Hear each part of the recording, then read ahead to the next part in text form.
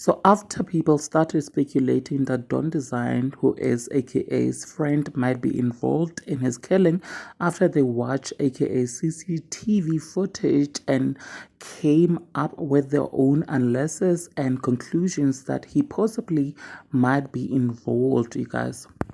So rapper The Les came to his defense and wrote this on Twitter, you guys. This is what he wrote.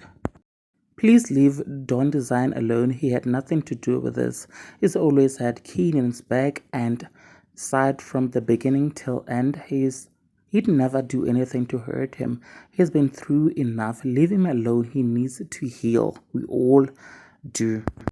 Not only him, you guys, but Zandie Khumalo, who is Kelly Khumalo's younger sister, came through for Dawn's defense and wrote this on her Instagram. This is what she wrote, and I quote, I feel for you who don't design Wabantu, even though I don't know you.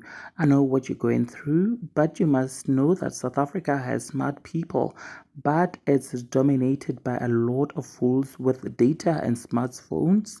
And if you're weak, your life will be turned upside down by these clueless fools.